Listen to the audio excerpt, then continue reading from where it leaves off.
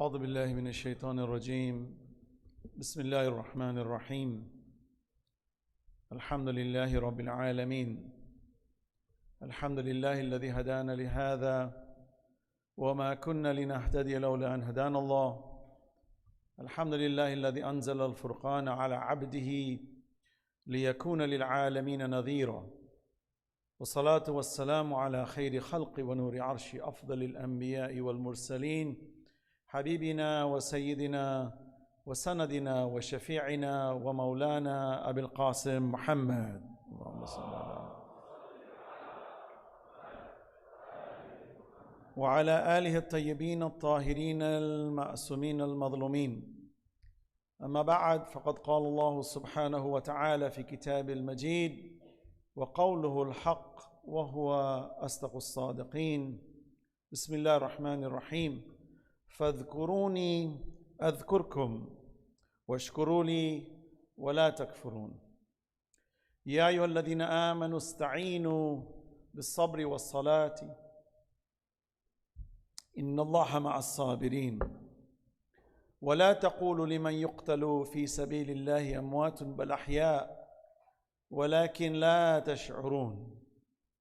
ولنبلونكم بشيء من الخوف والجوع ونقص من الأموال والأنفس والثمرات وبشر الصابرين الذين إذا أصابتهم مصيبة قالوا إنا لله وإنا إليه راجعون أولئك عليهم صلوات من ربهم ورحمة وأولئك هم المهتدون.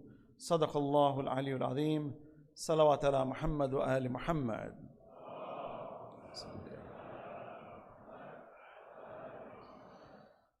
I praise Allah and I begin in His blessed name on this very, very holy night. Sad, tragic, yet momentous and powerful. The source, the engine, the spirit of the real revolution of La ilaha illallah, Muhammadur Rasulullah. We send salams to our blessed Imam Hussein alayhi salatu wassalam and his family together. Assalamu alayka ya Aba Abdullah وعلى الأرواح التي حلت بفنائك عليكم مني سلام الله أبدا ما بقيت وبقي الليل والنهار ولا جعل الله آخر العهد مني لزيارتكم. We pray that we visit him. We visit him. We go see his shrine. We go feel the spirit of the shuhada of Karbala.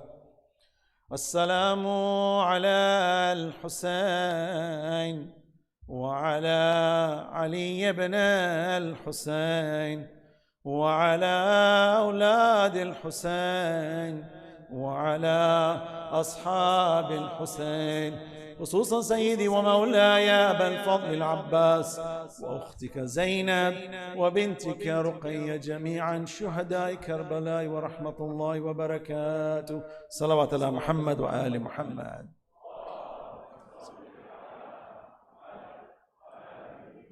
On this night, 1,380 years ago, 1,380 lunar years ago, 61 AH, Imam Hussein alayhi salatu wassalam was cornered on the land called Karbala, whose original name was Nainawa.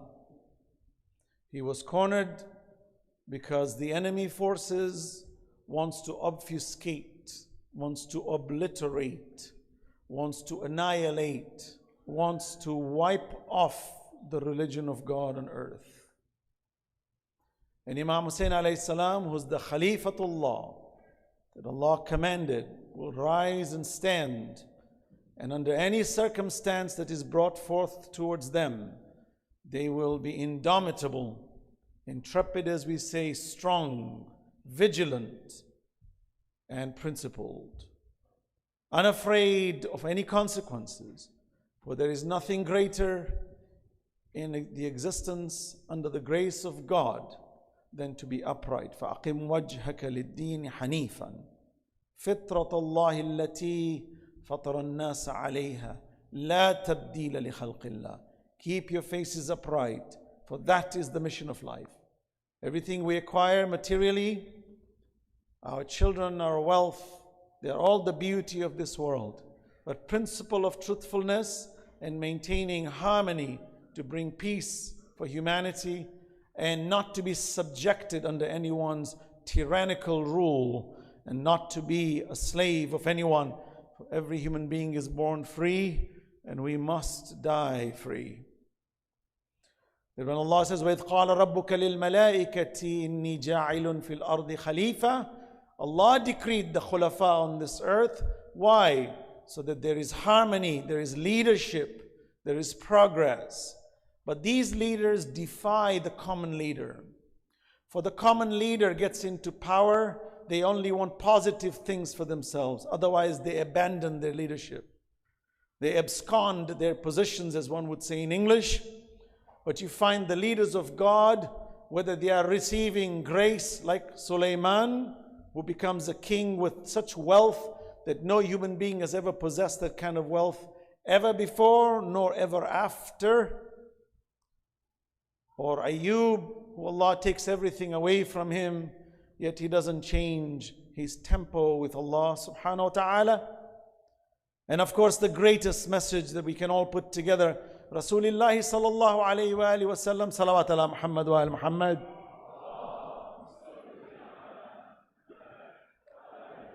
Who's the axis of deen, an-nabiyyu awla bil-mu'minina min anfusihim. The Prophet has greater right over you than you have over yourselves. For that's how central he is to the deen.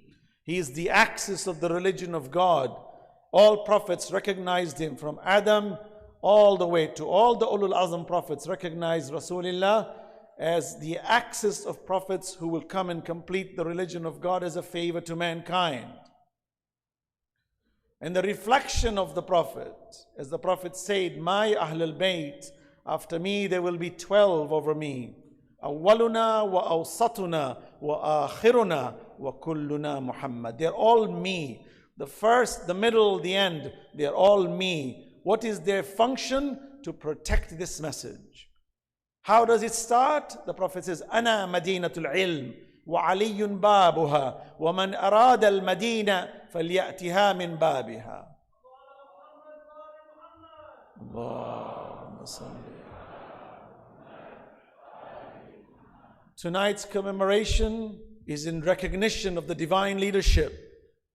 For when you remove such divine leadership and give leadership to illegitimacy, it leads to chaos and destruction in the world, as is prevalent today. For the Kaaba and the house of the Prophet in the Medina, the city, as we say, Madinatul Munawwara, is under the control of tyrants and thieves, criminals who indiscriminately kill because they want power the way Shaitan likes it. And they claim to be agents of God, Khadimul Haramain, when they are the furthest from the truth. They walk around pontificating the way the Umayyads and the Abbasids did.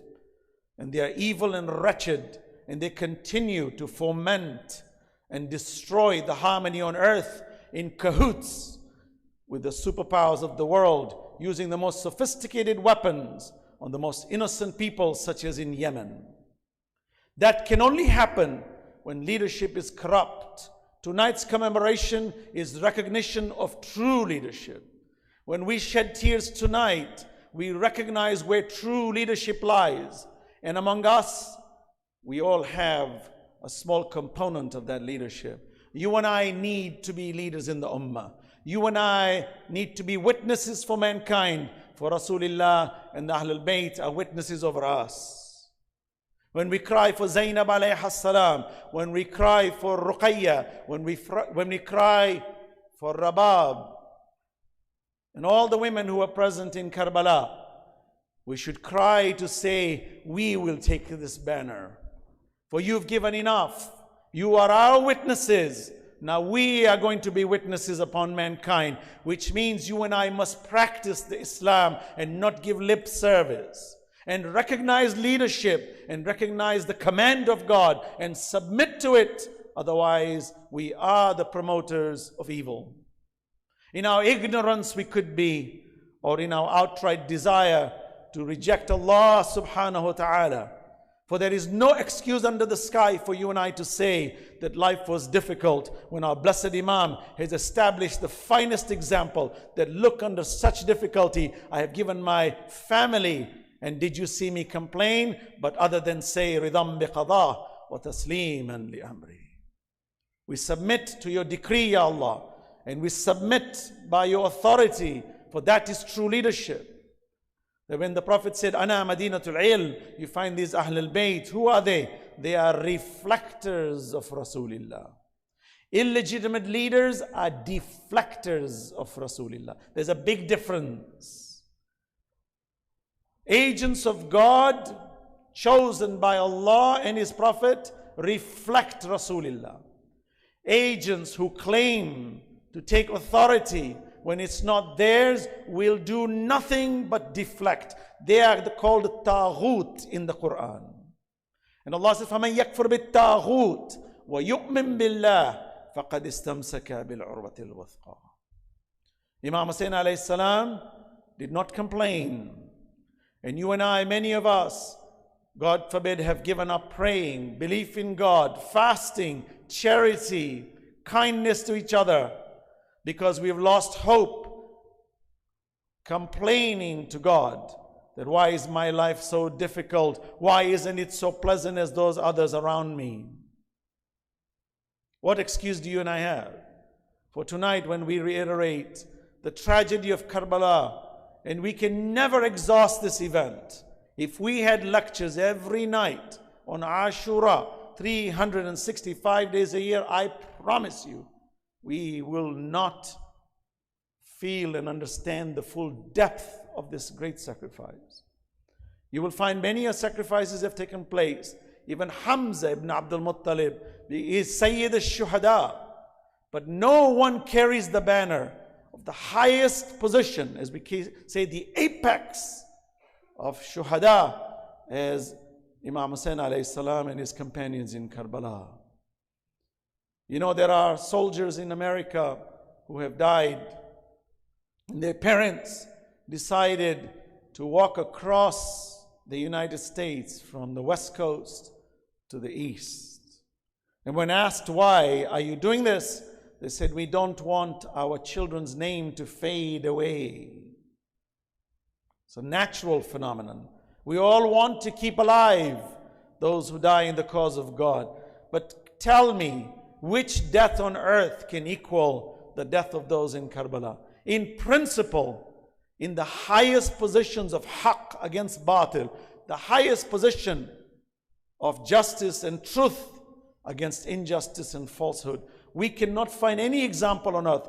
I challenge it. Go out and find it. Never in the annals of history will you and I find anything superior when it comes to the essence of haqq as in Karbala.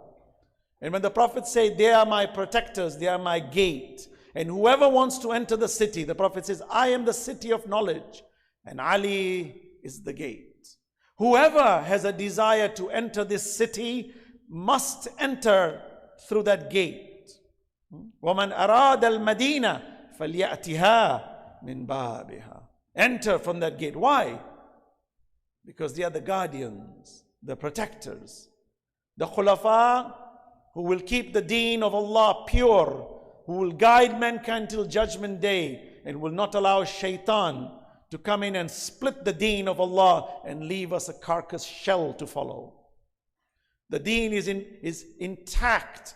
When Allah says to the Holy Prophet, Ya ayyuhar Rasul, balligh ma unzila ilayka min rabbik, wa in lam taf'al, fama ballaghta risalatak. Wallahu ya'simuka minan nas. O Messenger, deliver that which has been promised, has been commanded of you to deliver.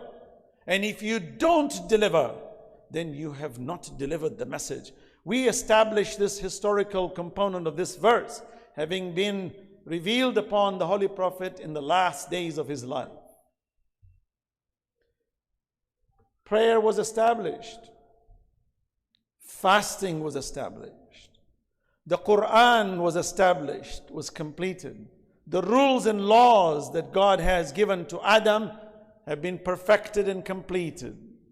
The religion is intact. the Kaaba has been purified. It has been repositioned as the center of worship.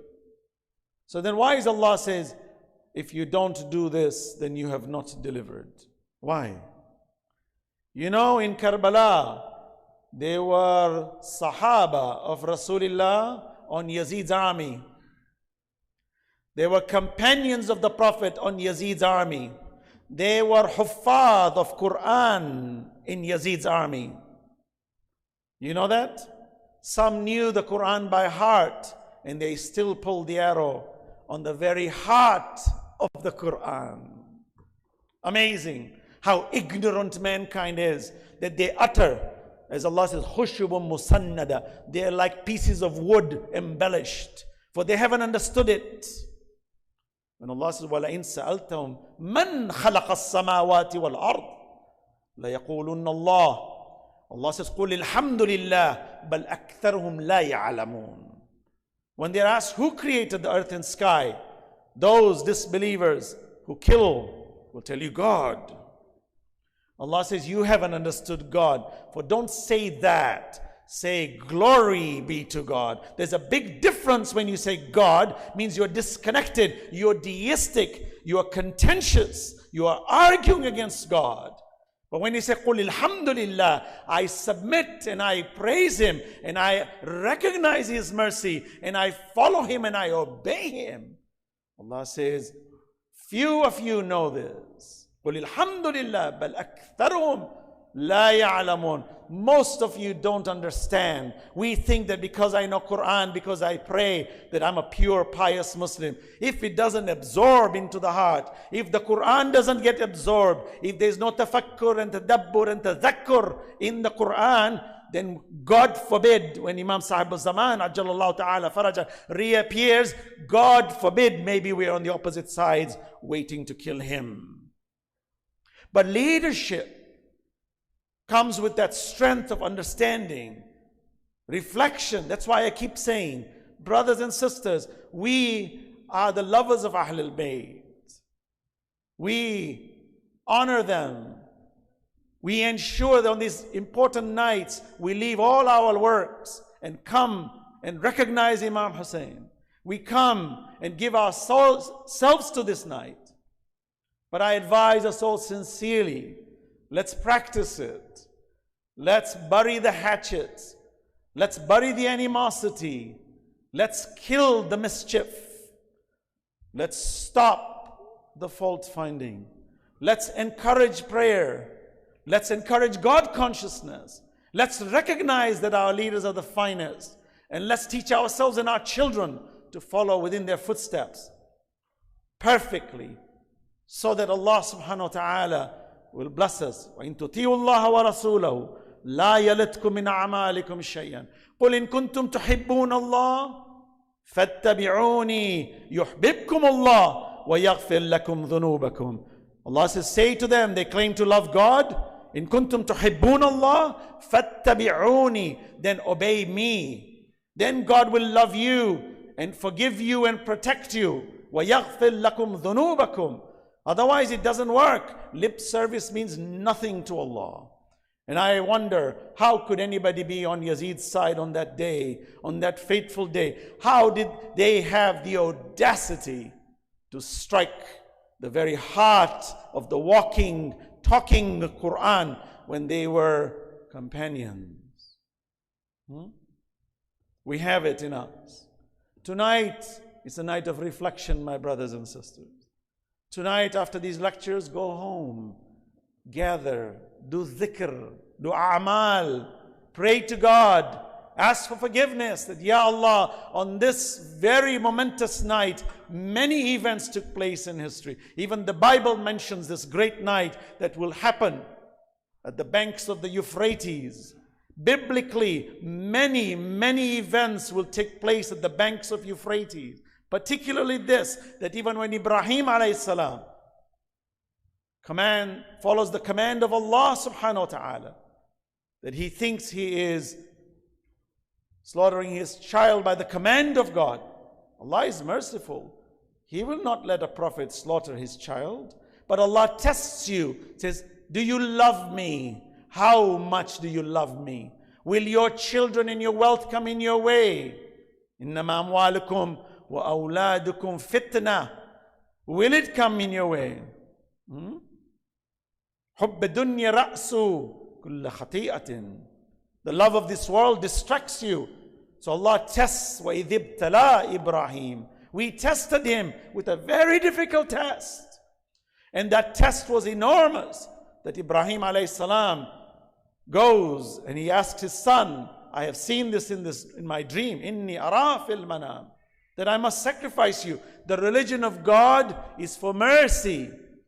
But if we don't sacrifice, if we're not willing to give up our distractions, then our obedience to God is questionable.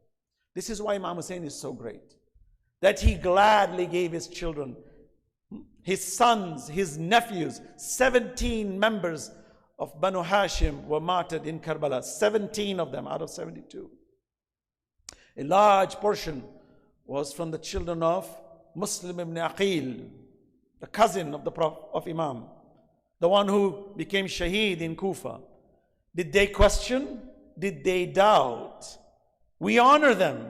We name our children after them. We love them. But Allah will question us on Judgment Day. You name them. How much effort did you make to follow their footsteps? How much did you teach your children to be like them? Did you try? And Allah says, if you get into petty fights and fault finding and gossiping and lack of faith, then we've lost it. We need to struggle every single day. Allah says, فَاذْكُرُونِي أَذْكُرْكُمْ. Remember me, I will remember you. وَاشْكُرُوا وَلَا تَكْفُرُونَ. And be grateful to me and don't do kufr. These representatives in Karbala were obedient servants. You and I, brothers and sisters, I will say sincerely on this important night, may Allah bless every one of us here present. As we say, عَظَّمَ اللَّهُ أُجُورَنَا وَأُجُورَكُمْ. May God reward us for this grief, for the tragedy of Imam Hussein. And his message is going to continue to grow, I promise. There is no greater media on earth than the media of Hussein ibn Ali alayhi salam. No media better than this. It's growing every day. The CIA, the KGB, the Mossad is studying us very carefully. For the tyrants of the world know that if there is going to be a force that is going to bring down Goliaths on this earth, it is Hussein ibn Ali's spirit.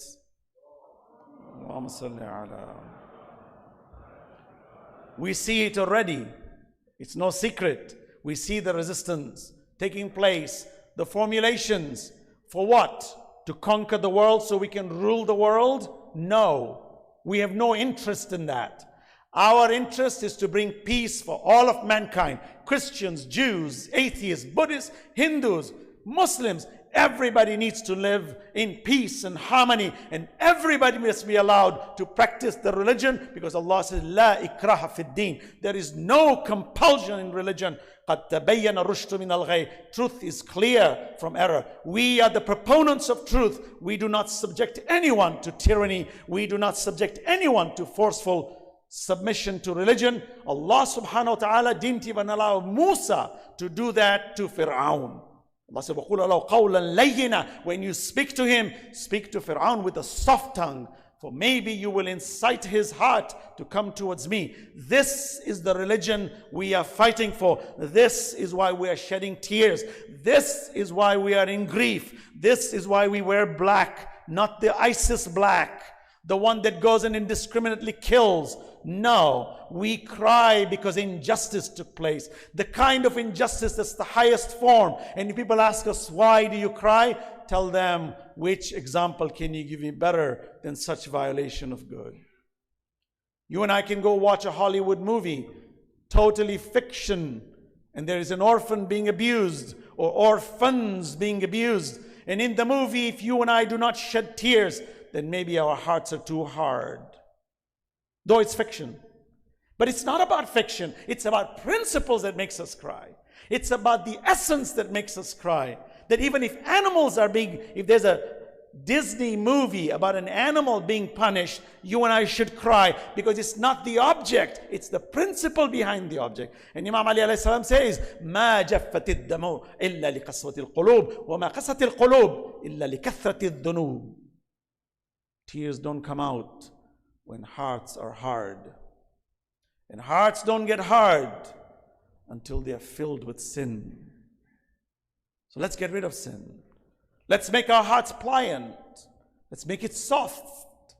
That the minute we see any kind of injustice, an animal, a dog being dragged, an insect being mutilated, your heart should say, stop. I don't like that.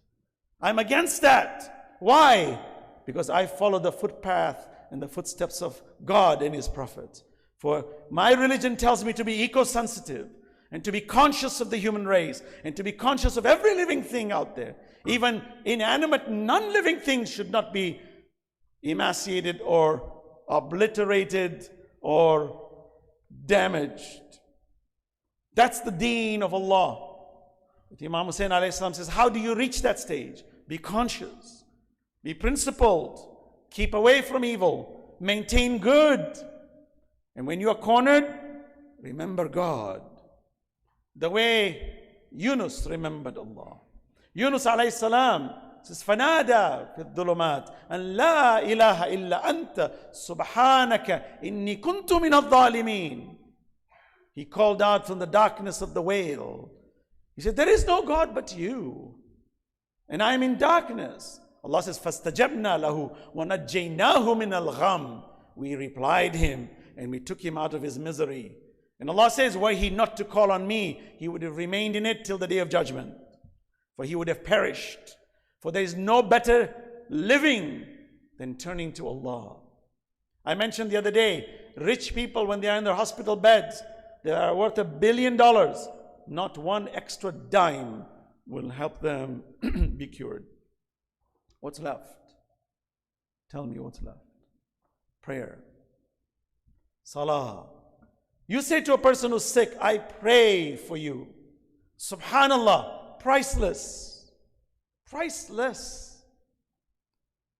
Do you say, well, I'll give you extra money. I'll bring you new clothes. I'll buy you a nice house to make you feel good. The sick person looks at you and says, what's wrong with you? I am ill. There is nothing that helps us more than salah. Prayer. Prayer. Research shows.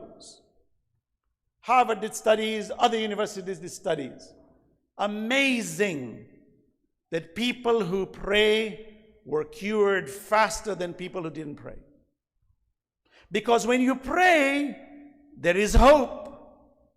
You become the placebo effect. You believe that you're going to get cured. Because Allah says, لا تقنطوا من رحمة الله. What I put in you is a universe. Use it and pray to me. Get the strength. Don't leave it. It's the only thing that's left. When the plane is crashing, I remember when my uncle was on a plane filled with Chinese who were mostly atheists. And the pilot said, we're going to do a landing that's going to be on the belly and we will crash. All of them started murmuring, holding on, because your life is now in front of you. All in a split second. All your plans are ready to be wiped out. Experts in near-death experience say that when persons fall from high places, about to die, the most incredible experience takes place to them. Elizabeth Kubler-Ross is a famous expert on death and dying. She said people clearly see their entire life from the day they were born to that moment in three-dimensional expressions. It's all in 1 second. And they will tell you with detail every event in that vision while they're falling. Allah says, I record everything. Everything is recorded. You have it, and I will bring it out. But why is it when a person is falling, Allah is letting them know, okay, you were thinking it's a foolish thing. Well, here it is. And it's a stunning reality that if they survive, they tell them that I saw my whole life in front of me in a split second. Split. But you will notice that when that plane was crashing, they were murmuring. Alhamdulillah, the plane landed safely. The gears opened up. True story. My uncle asked them, do you believe in God? They said, no. Then what were you murmuring? He says, to God. Then we believed. We didn't believe before, but right before the crash, we believed. And Quran says that. وَإِذَا غَشَّهُمْ مَوْجٌ كَالظُّلَلِ دَعْوُوا اللَّهَ مُخْلِصِينَ لَهُ الدِّينَ فَلَمَّا نَجَّاهُمْ إِلَى الْبَرِّ فَمِنْهُمْ مُقْتَصِدٌ وَمَا يَجْهَدُ بِآيَاتِنَا إِلَّا كُلُّ خَتَّارٍ كَفُورٍ. كُلُّ خَتَّارٍ كَفُورٍ. Who is that person? The one who, Allah says, when the wave is covering them, they turn to God. Oh God, please save me. What comes to mind? Dua, salah, prayer. We belittle it. I've got no time for this. Prayer is not important. Right now, I've got a business meeting. I've got this phone call to take. It's very important for me. We are all, most of us, many of us, are guilty of that. But we don't realize that the real essence of life, the true meaning, is when push comes to shove, nothing saves us more. So the security that you and I have is dua and salah. And the best security is when you do it when you are comfortable. For when you are in grief and you go, one could say, well, you are pulled in that direction. And alhamdulillah, it's good we do it. For there's nothing better than to pray to God when in grief. But I advise us all, regardless of grief or no grief, constantly remember Allah, because there is nothing more powerful in life than that. Because research shows people who pray are happier, healthier, and they don't get sick as often. But I'm not talking about the prayer of show off. The one Allah says, فَوَيْلٌ لِلْمُصَلِّينَ الَّذِينَ هُمْ عَنْ صَلَاتِهِمْ سَاهُونَ. Not the one who does it to show off. The one who does prayer in secret. إِنَّ الَّذِينَ يَخْشَوْنَ رَبَّهُمْ بِالْغَيْبِ لَهُمْ مَغْفِرَةٌ وَأَجْرٌ كَبِيرٌ وَأَسِرُّ قَوْلَكُمْ أَوْ اظْهَرُوا إِنَّهُ عَلِيمٌ بِذَاتِ الصُّدُورِ. Prayer, when you pray and remember God in secret, إِنَّ الَّذِينَ يَخْشَوْنَ رَبَّهُمْ بِالْغَيْبِ, that one gets the most reward. And whether you make it public or hidden, God says, I know what lies in you. Power of prayer. Now you might be thinking, but that's a person praying. But research shows the most amazing reality. That even people who don't pray, who don't even know you or me, and if we pray for them, research shows that they get cured better than others. Subhanallah. So let's say you're passing by the hospital and you're going through the ward and you're seeing people on their deathbeds or sick. And you look at them, they don't know you, you don't know them. But you pray for them, Ya Allah, please, I beg you, my Lord. Amma yujibul muttarra idha da'aw. Ya Allah, bring this person to health. Research shows that even the one who is sick doesn't know that they're being prayed for. They get cured faster than the ones who are not prayed for. What does that say about the divine mercy of God? When we talk about this pure, high, positive spirit of karma, as we call it, which is what the rahmah of Allah subhanahu wa ta'ala, that when we pray in positive ways, even if we don't know we're being prayed for, we are the beneficiaries of benefits. From that point of view, what is the best thing to do other than to pray? Tell me, sisters and brothers. Salawat ala Muhammad wa ala Muhammad. We don't need researchers to tell us. Scientists have studied that simply rolling up your sleeves and rinsing your arm, if you heard a lie or you heard something negative energy, by rinsing your arms, you forget it. Research shows. It's amazing research. Even the nature of positive thinking brings positive results. Just have positive thinking. Somebody says something negative to you, Say, oh, thank you, that was very nice. I need to learn more. Alhamdulillah, thank you for exposing my wrong. Just be positive. You lose something, so Alhamdulillah, I'm so glad I lost that. Maybe it's not good for me. Positive, constant positivity. Karbala was entirely positive on Imam Husain's side. This is the most amazing reality of Karbala. That while he is cornered, his family is being taunted, he is being taunted, but he says nothing but positive things about Allah, positive things about humanity, and never ever turns any negative into negative. This, I think, is the most powerful thing. Today we have kids who are talking about suicide. Suicide has increased by 30%. Since 2012, more people are killing themselves than being killed. Depression is on the rise. Suicide, by the way, is forbidden in Islam.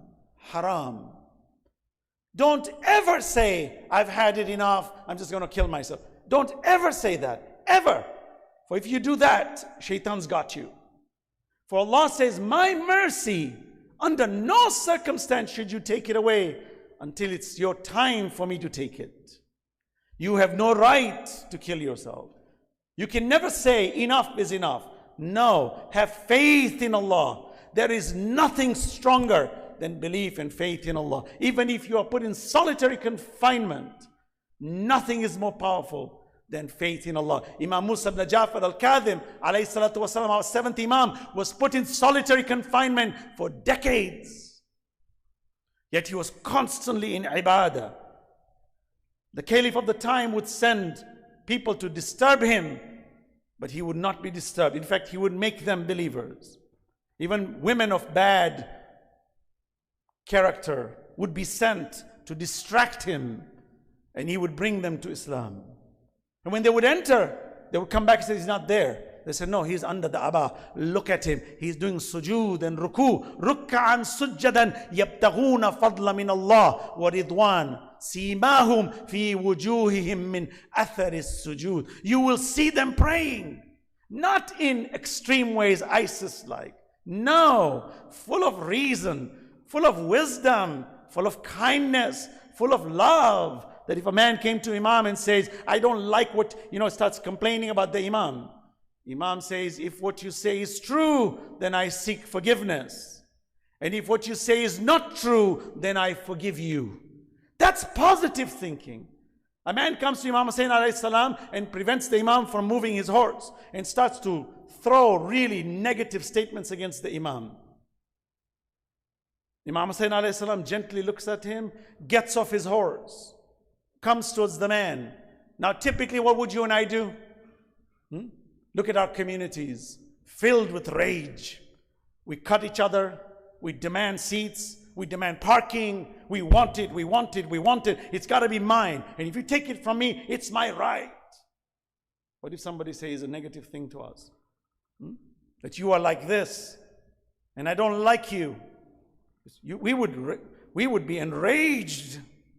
The Imam looks at the man and says, you look tired. You must have had a long journey.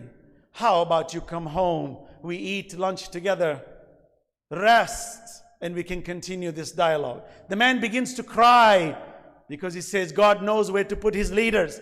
For I cannot seem to ignite you negatively. وَالْقَاذِمِينَ الْغَيْظِ وَالْعَافِينَ عَنِ النَّاسِ. They always maintain their anger and they're always forgiving mankind. Salawat ala Muhammad wa ala Muhammad.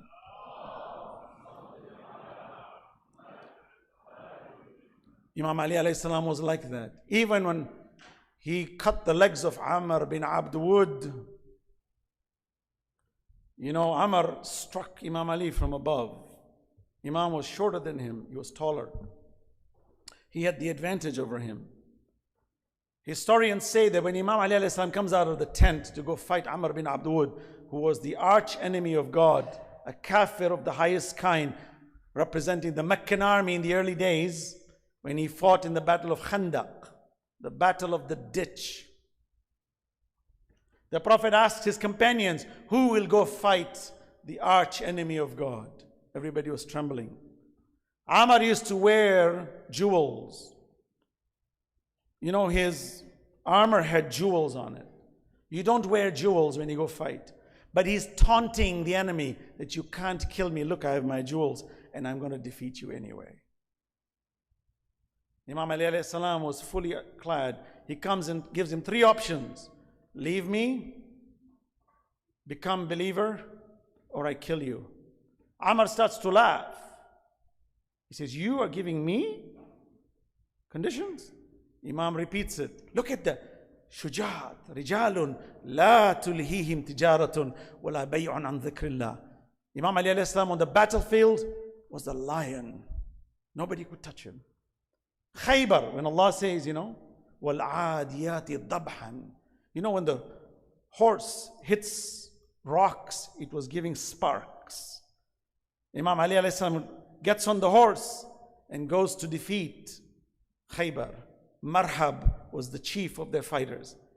Nobody could penetrate that fortress. The Prophet said to his companions, watch. My brother will go and put the flag up. You watch. Watch him. And when he rode the horse, and as the horse was striking the rocks, the sparks were coming out. Allah says, by the strike of the hoofs of the horse. Allah talks about him. عَمَّا يَتَسَاءَلُونَ عَنِ النَّبَيِ الْعَظِيمِ. Nabi al-Azim has many meanings. One is the day of judgment. But Imam Ali alayhi salam says to Muawiyah on the day of Siffin, he says, Ana an-Nabi al-Azim, alladhi hum fihi mukhtalifun. You have a dispute. It's me. I am that dispute because I am the gate to the city of knowledge. And you all want to replace the gate with your own kinds because you want to tear the city of knowledge apart. But we will not allow it.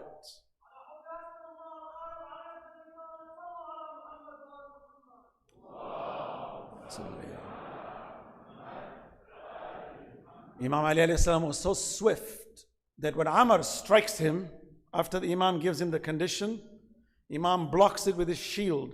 They say the strike was so hard that it cut through his helmet and it actually touched his scalp. But he blocked it. And all we heard was Allahu Akbar. Because while Amr's hand was up here, Imam's hand was down there. And he cut his legs off. He was so swift, cut his legs off, and Amr falls. Now Imam is looking at him.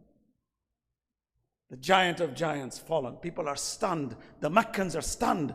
Who is this man who brought our giant down? He sits in front on top of him. He's ready to send him to where he belongs. He spits on him.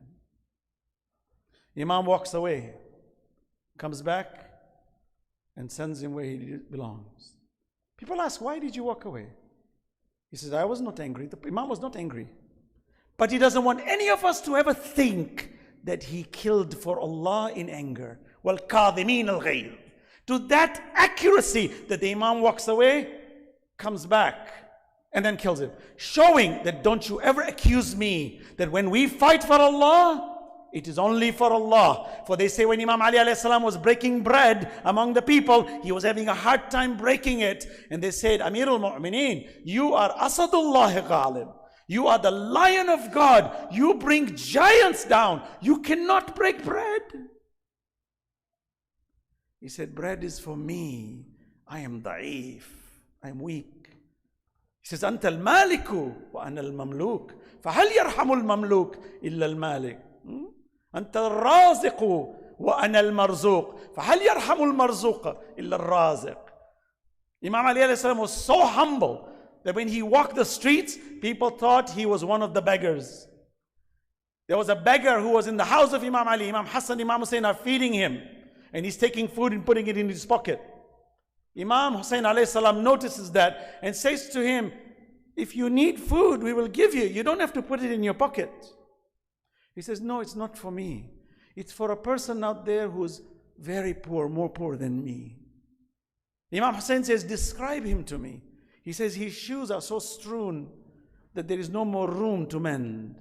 His dress is so simple that he is most abject in the way he dresses. Imam tells him, it's okay, don't worry, that's the owner of this house.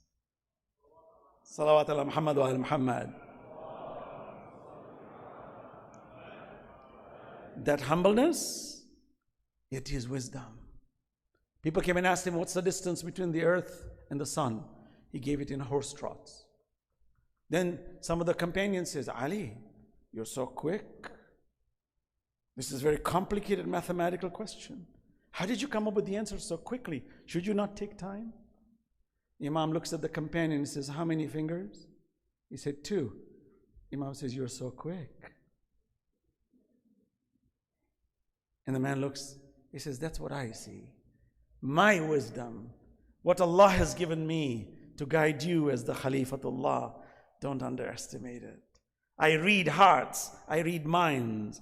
For my justice, he says, if you open up the seat of justice for me, I will not deny an insect that grain of rice that it deserves. That level of justice doesn't exist in this world today. It doesn't exist among ourselves and our people. But those are the kind of leaders we have. In history, there is nobody like them. That's why the Prophet said, لَحْمُهُمْ لَحْمِي وَدَمُهُمْ دَمِي. اللهم والي من والاه وعاد من عدا وانصر من نصر واخذل من خذل. I make peace with those who make peace with them, and whoever considers me their master, they are your masters. Obey them, and if you don't, you will go astray. Look at the world today. It is so ridden with carnage. People claiming to be caliphs and taking armies and taking money from enemies of Allah. Big difference between that and this. But you find our imams gentle, full of wisdom. They hold back anger. They are firm. They don't allow anything to come in between. Even a man came to Imam Jafar Sadiq ﷺ and starts cursing the imam. I tell you, these stories are important to know because we wouldn't understand it. You find that the companions see the imam is gentle, smiling, no problem. الْقَاضِمِينَ الْغَيْظِ وَالْعَافِينَ عَنِ النَّاسِ. Imam says, come with me, you companions. I will show you the solution to this man's problems. You and I don't have that hikmah, generally. So we react falsely. Imam takes money and approaches the man's farm. And as he's approaching, the man is standing by the door and he sees the imam approaching slowly.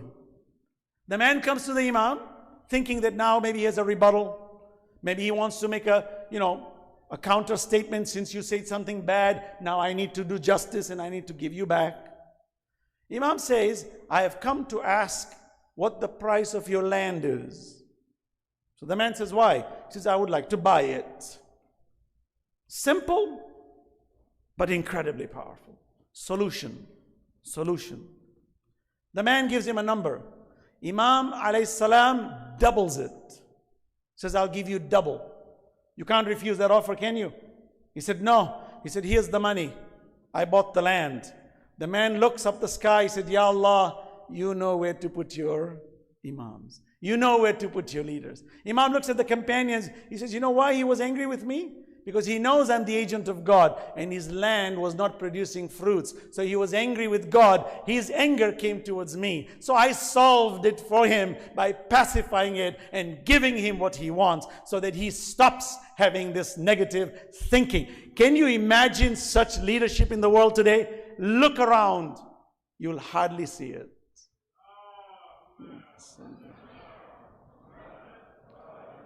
Karbala.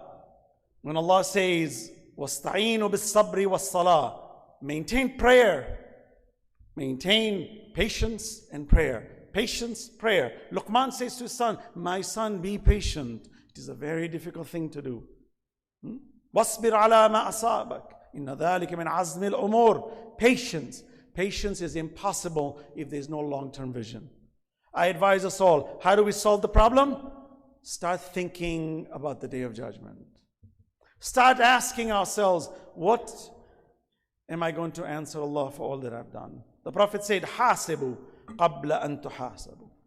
Do your hisab before Allah does your hisab. زِنُوا قَبْلَ أَن تُوزَنُوا. Weigh it before God weighs it. This thinking calms us down, makes us honest, trustworthy. Long-term vision. Which means patience is the most difficult act to practice. And here Allah says, Ya ayyuhalladhina amanu ista'inu bis-sabri was-salat inna Allaha ma'as sabirin. I want you to pay attention to what God is saying. O mankind, seek help through patience and prayer. Prayer. Imam Hasnain alayhi salam asked to pray on the night of Ashura. Prayer. They prayed on the day of Ashura. And as his beings killed and beheaded, he's in the state of prayer. And they say every prophet, before they died, they said, As-salah, As-salah. For without prayer, what is the value of the morals of this world? It's not an exercise in futility. It's deep. But Allah in the Quran says something most amazing. He says, Inna Allaha ma'as sabirin. Indeed, Allah is with the patient ones. There's one thing to say that the patient ones are with Allah. But when Allah says, I am with the patient ones, that's a whole different conversation. Inna Allaha ma'as sabirin. وَلَا تَقُولُوا لِمَنْ يُقْتَلُ فِي سَبِيلِ اللَّهِ أَمْوَاتٌ بَلْ أَحْيَاءٌ. Don't say those who die in the name of God are dead. Nay, they are alive. They are alive. بَلْ أَحْيَاءٌ وَلَكِنْ لَا تَشْعُرُونَ. But you cannot see them.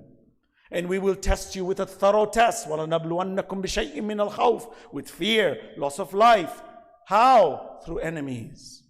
Allah doesn't send the enemy to punish me. No. Allah says, I gave you limited free will. There will be foolish individuals who will let go of their obligations and they will follow shaitan. They will have satanic inclinations and they will cause harm and damage for the rest of humanity, like MBS today in the occupied territories of Jaziratul Arab.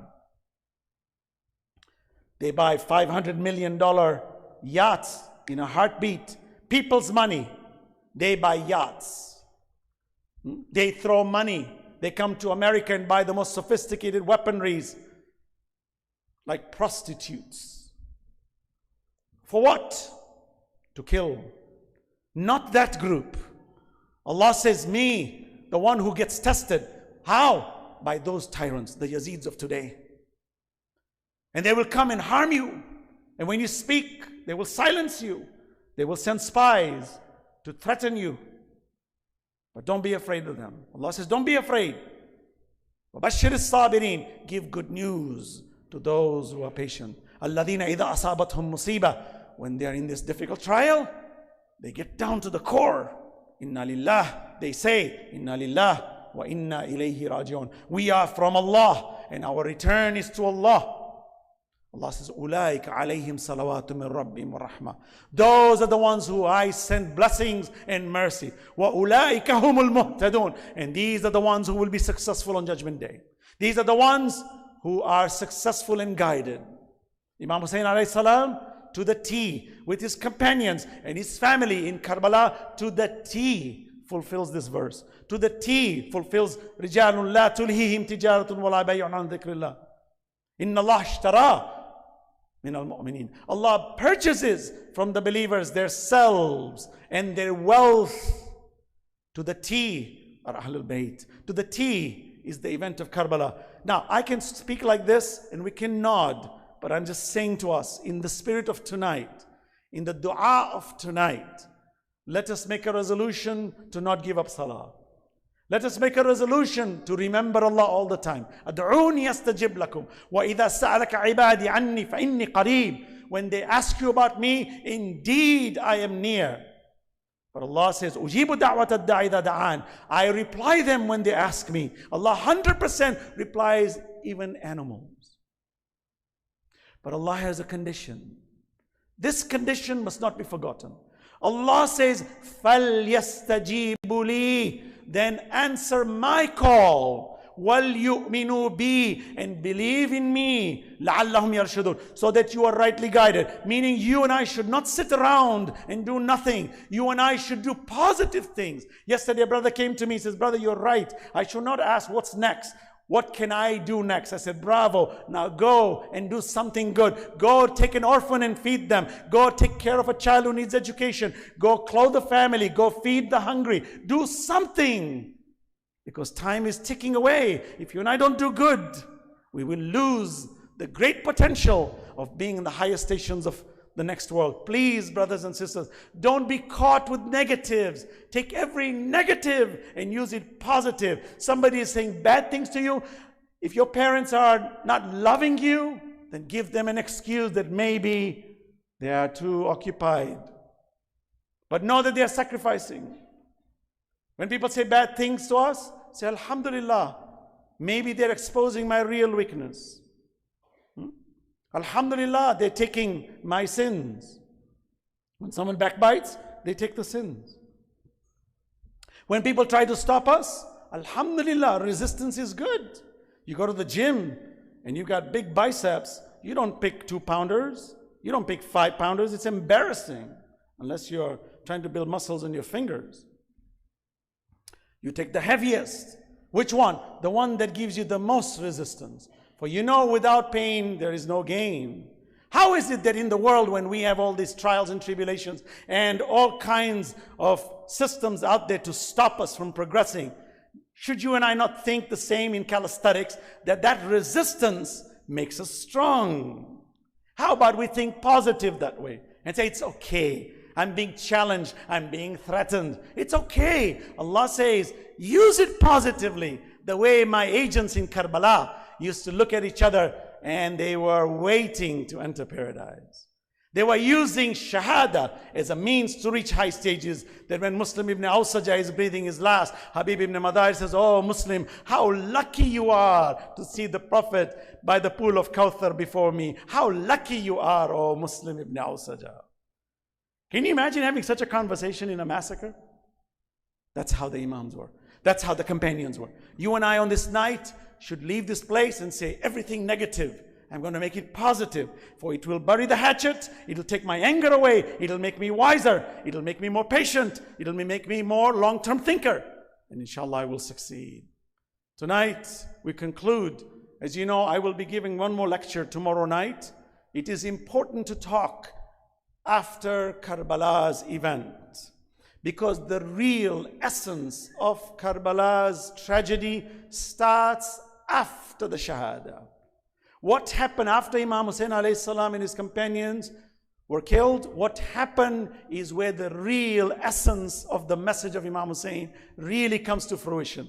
When Zainab alayhi salam is challenging the caliph, when she's challenging Ibn Ziyad, when Imam Zainul Abidin climbs up the pulpit and challenges Yazid, point blank, and tells him who he is. The revolution of Imam Hussain went into the belly of the beast.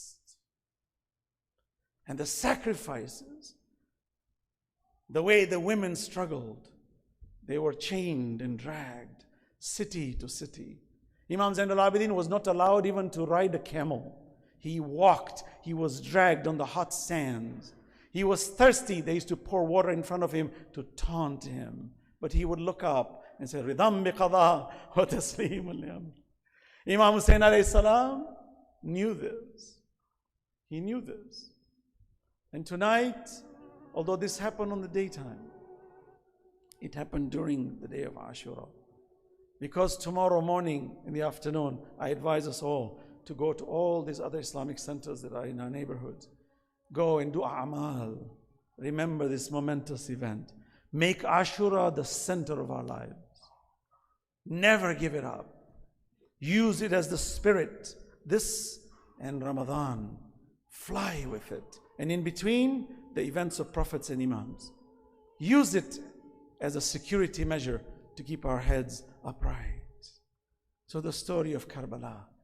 Imam is taken there unwillingly. He negotiates with Ibn Sa'd and says to Umar, let me go to India. Me and my family, we will leave you, but don't ask us for this bay'ah. Do not ask us to give allegiance to Yazid. We will not do that. It is not our way, ever, under no circumstance. Now, why was Yazid asking for Imam Hussein's bay'ah? Because Yazid knew the Imam is the Imam of the time. He wanted to validate. If you go back in history, you will see Napoleon Bonaparte was a general of the French army. When he took control and declared himself an emperor, he had no legitimacy. He had to ask the Pope to come from the Vatican to validate his emperorship. a general who went all the way to Egypt to fight. Powerful man, has no validity until the man of God in his faith comes and validates him and gives him authority. Yazid had nothing. He needed Imam Hussein's seal of approval. And Yazid was paying money, offering money for any kind to legitimize himself. Imam says, I will never do it, ever, ever.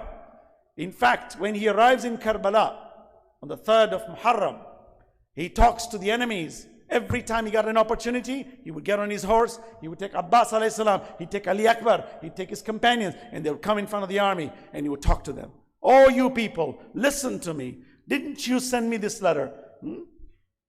Didn't you send me this letter? Shabit ibn Rabi, did you not write me a letter? You. They acted like they had amnesia. We don't remember. They even lied publicly in front of the Imam. Imam said, Allah will reckon what you have said. For you have written and you have backed out. Rabi ibn, this person, Shabit ibn Rabi, was a mole. You know what a mole is? A Trojan horse like Samiri, who joined Musa to create fitna. He was like that for 20 years. He created fitna in everything. He would enter, pretend to be Shia of Ali, he would create fitna, then he would leave. Then he'd come back and create fitna and he would leave. These were the kind of enemies on Yazid's side. But Imam used to use the basic argument. You claim to be Muslims. You do Shahadatain. Imam Zainul Abidin eloquently exposes that in the palace of Yazid. When Adhan is being called, it was not prayer time, but because Imam Zainul Abidin was talking, and Yazid looks around and he sees his Syrians are all crying, because Imam Zainul Abidin now, it's for the first time telling them what the truth is, because these people never heard of the truth. Because remember, his father and his uncle were the commanders of Syria. So they lied. First time Imam Zainul Abidin is sitting and he calls these pieces of wood and he's telling the people. And Yazid doesn't like it. He says to the muadhin, do adhan. It's not prayer time. Just to silence the Imam.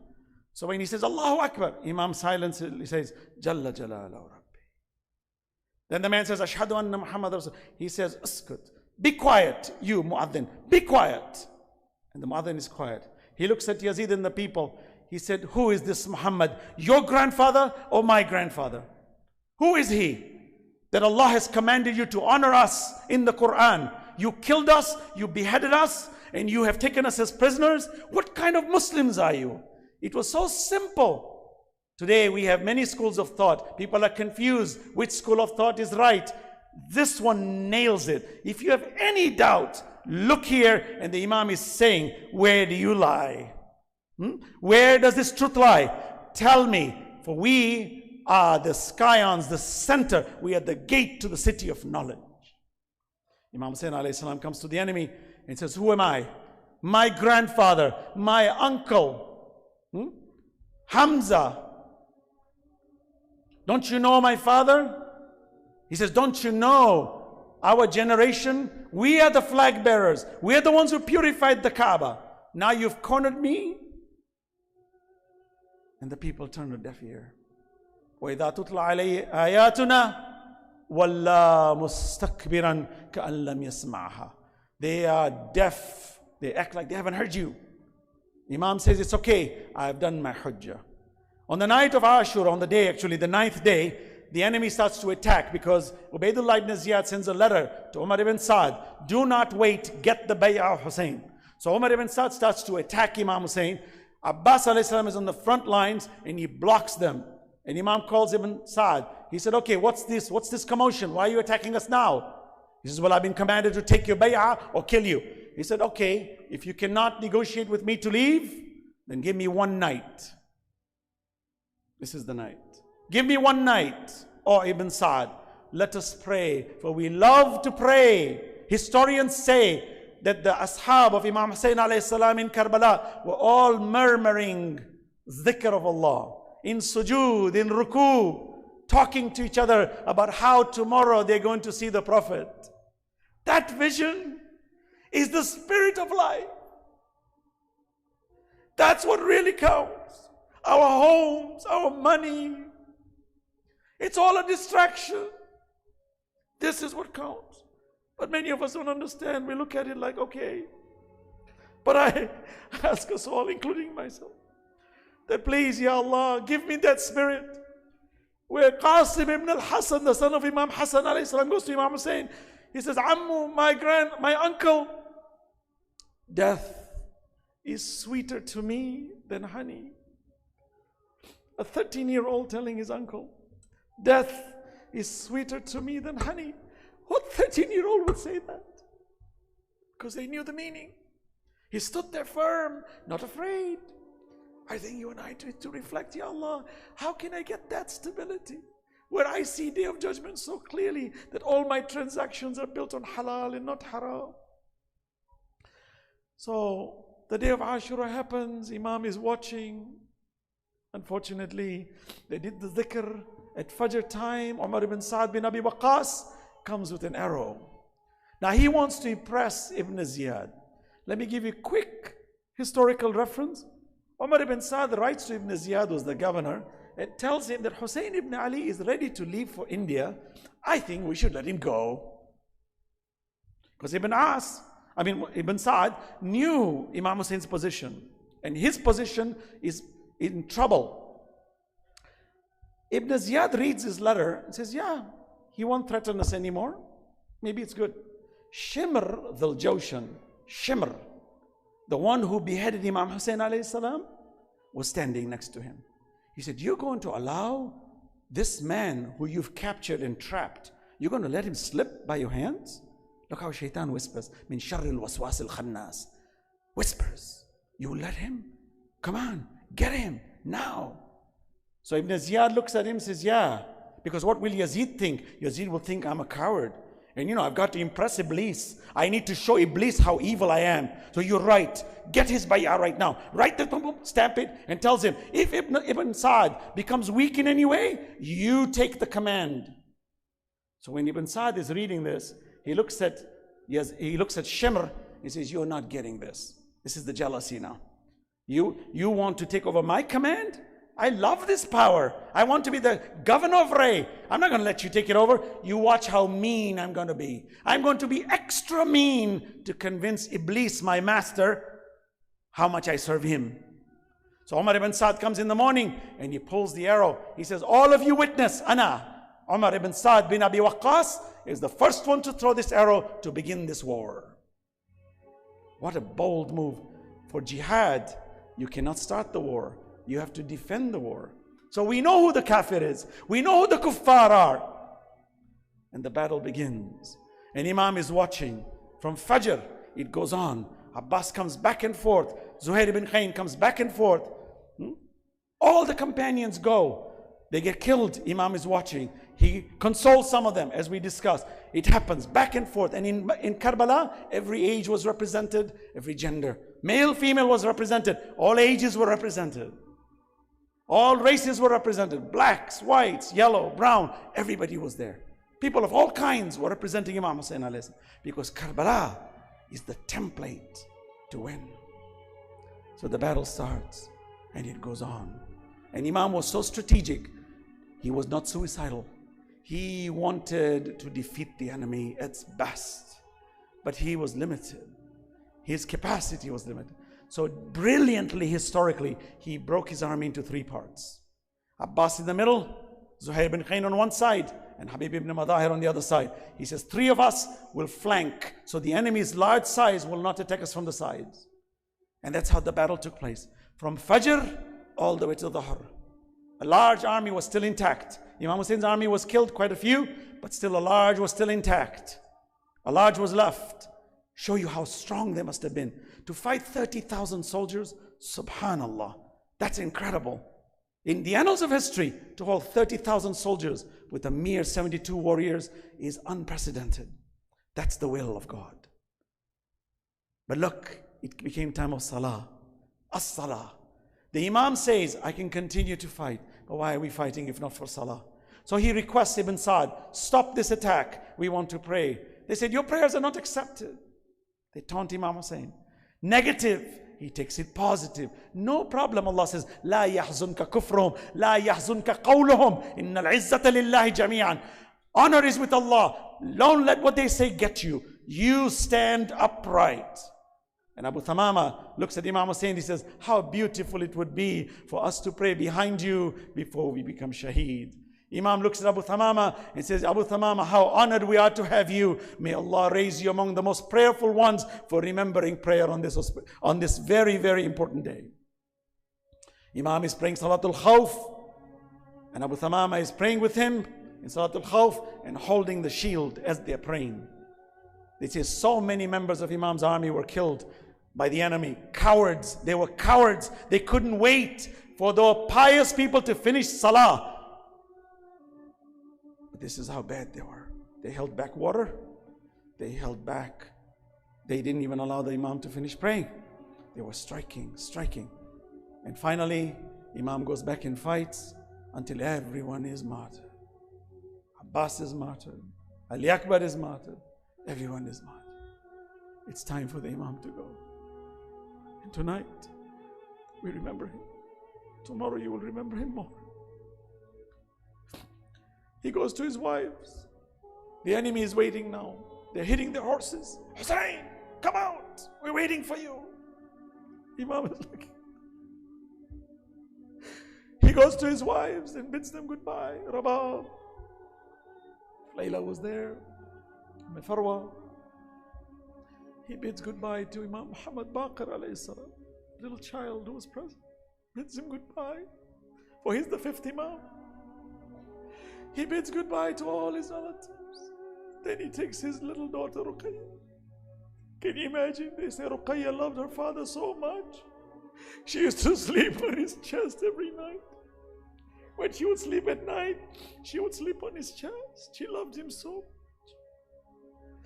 You know what Imam Hussein says to Ruqayya? He says, my love, I am leaving. What daughter, but she was so wise, so intelligent, 4 years old, but she understood the gravity.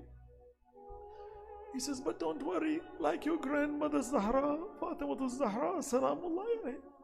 The Prophet whispered into her ears 2 things. He said, I am leaving soon, and you will join me soon. He says to Ruqayya the same thing. He says, I am leaving, but you will join me very soon, Ruqayya. To tell this 4-year-old child this is incredible and profound. He goes to Zainab, and of course Ruqayya is holding on to. He goes to Zainab and says, Zainab, be strong. Oh, Zainab. You know, Zainab alayhi salam was the female version of Ali ibn Abi Talib. She was the female version. When she spoke, people thought it's Ali ibn Abi Talib talking. That's how Zainab alayhi salam was. Strong, humble, full of wisdom. He bids her goodbye, hugs her, and says, sister, be patient. They will drag you city to city. They will try to humiliate you. But be patient. I won't be there to protect you. And don't hurt yourself. Be patient. Maintain your flag. The women were the flag of modesty in Karbala. There were 2 things, modesty and media. He leaves that authority to Zainab alayhi salam. Then he goes to Imam Zainul Abidin. As you know, Imam Hussein alayhi salam says, Hal min nasirin yansuruna. And a weak voice comes from the tent, says, Labbaik ya abati labbaik. I respond to you, oh Father, you have called, I'm here. Imam Zainul Abidin was the elder son, but he looked very young.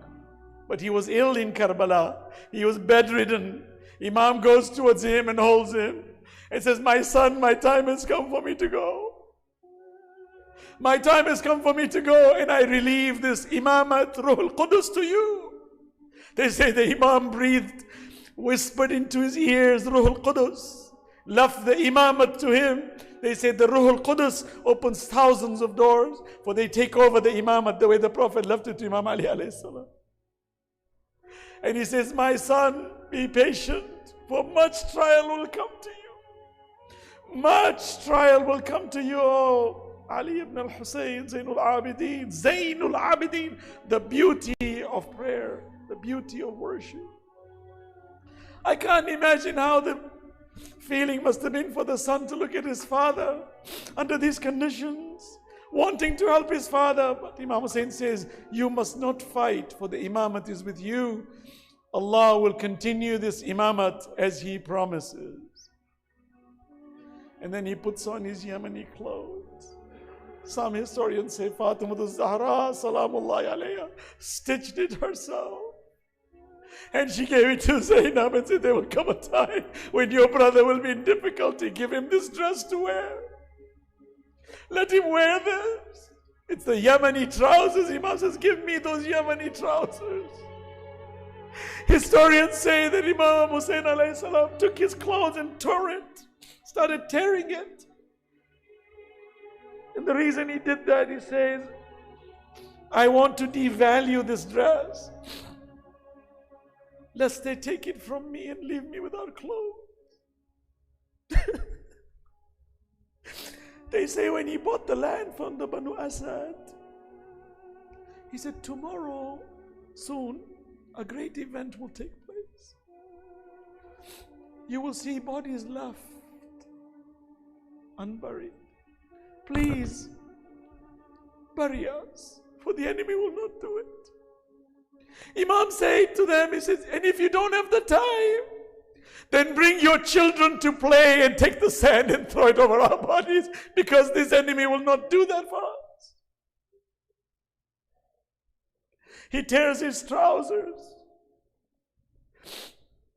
and he gets on his horse, and the enemy is eager. The lion of Allah is now being waited for, and the enemy was waiting to get his body, to get his head, so they could go claim the money. And Imam Hussein alayhi salam gets on his horse, bids everybody goodbye, but his horse is not moving. He looks below, he sees his daughter Ruqayya still holding his mama. Wait! He gets off his horse again and hugs her, bids her goodbye. They say Ruqayya cried every night. She could not bear the separation from her father until she died. What father can ride on a horse, tell me, and leave this beautiful daughter behind? What father can go and say, Ya Allah, I'm going towards you, but I've loved this daughter of mine. Allah says, don't worry, have tawakkal ala Allah. They are from me, I will protect them. And if they die, I will raise them very high. So as the Imam approaches the enemy, they're all running away. He comes near them, they're afraid. All cowards running around. Imam goes around like moving his sword. They're cowards, they're all scared. Imam says, come.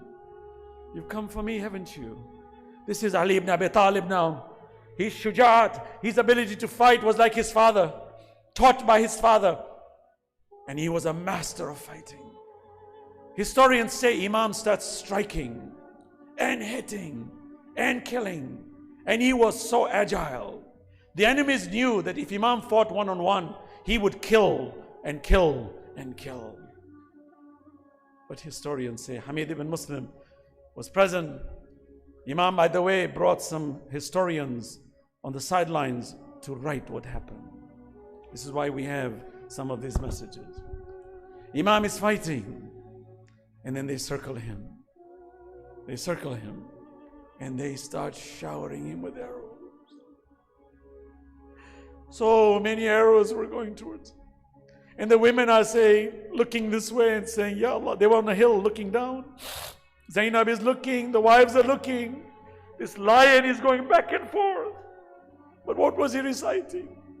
You know what was he reciting? Imam Hussein alayhi salam was a walking, talking Quran. As he's fighting, he says, Am hasibta anna ashab al-kahfi wal-raqib kanu min ayatina ajab. Have you not taken account of the ashab al-kahf? How amazing was them and their inscription. How we preserved them. Imam is telling them, I'm going to win, even if you kill me. My message is like the message of Ashab al-Kahf. We will watch you wither away, O you Bani Umayyah. We will win this, and I will never bow to you. And they showered him so much They come close to his horse. He can't even move his horse. And they jump on him. And they strike him so much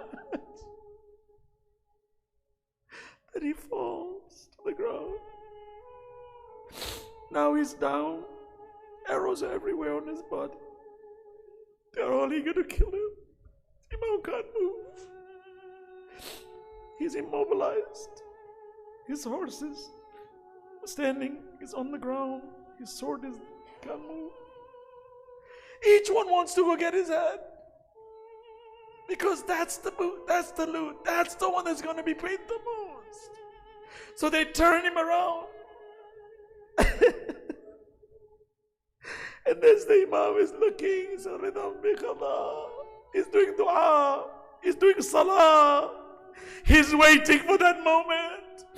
فَتَمَنَّوْا الْمَوْتِ إِن كُنْتُمْ صَادِقِينَ. He loves this maut, he wants it like his father. Enemies jump on him.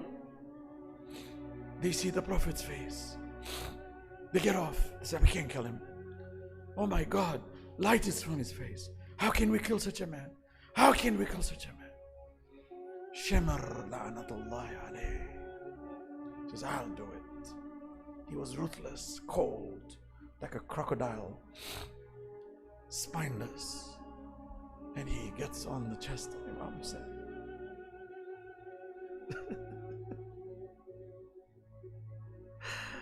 And he removes the head from the body. Allah says, Ya ayyatuhan nafsul mutma'inna, irji'i ila rabbiki radiyatan mardiyya, fadkhuli fi ibadi. Come back, oh you whose soul is well pleased, come back. Imam Zainul Abidin hears this noise and he opens up the tent. He says, Ala qad qutila al-Husayn bi Karbala. Ala qad dhubiha al-Husayn bi Karbala. He sees his father's head on the spear.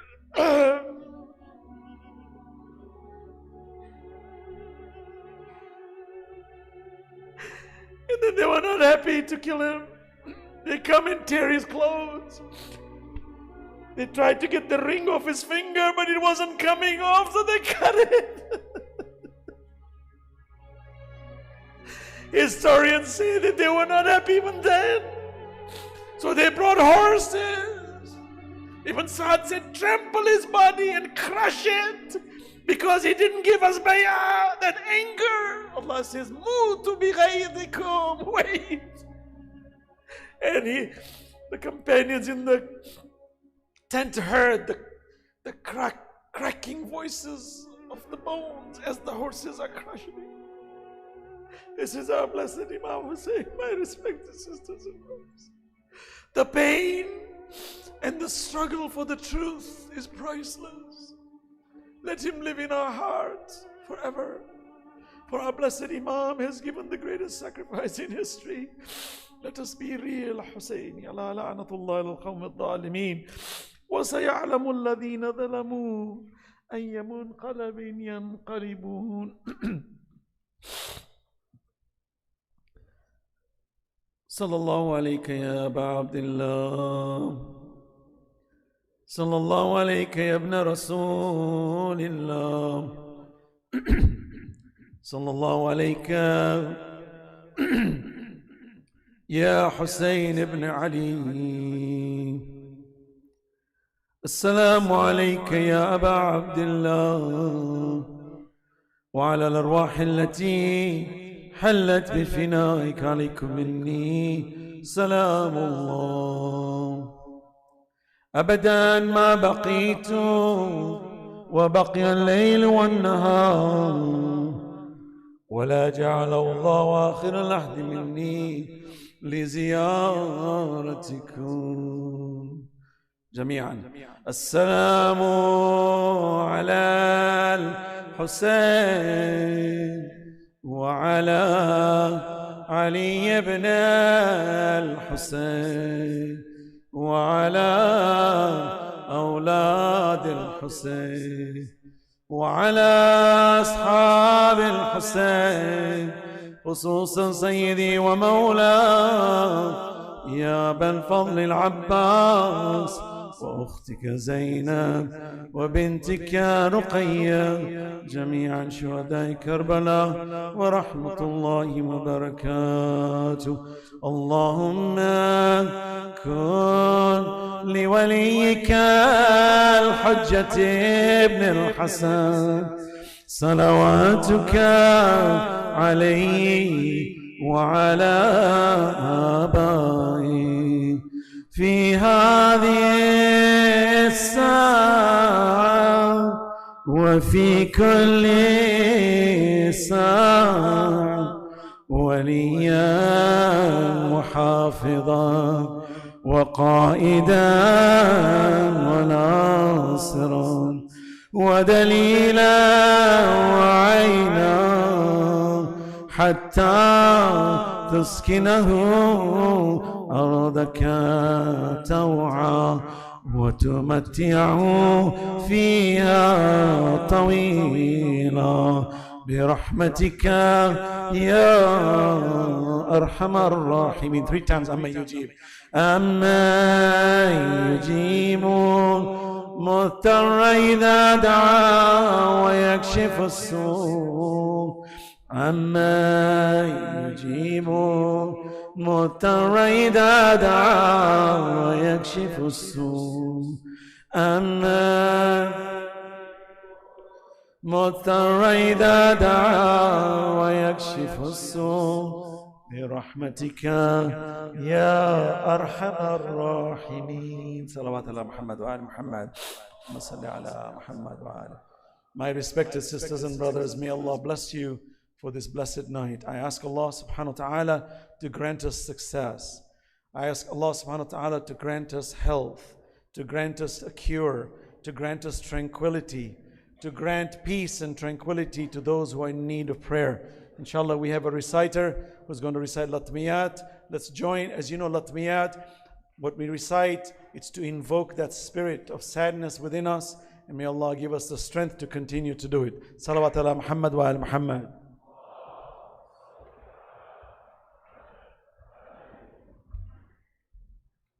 صلوا على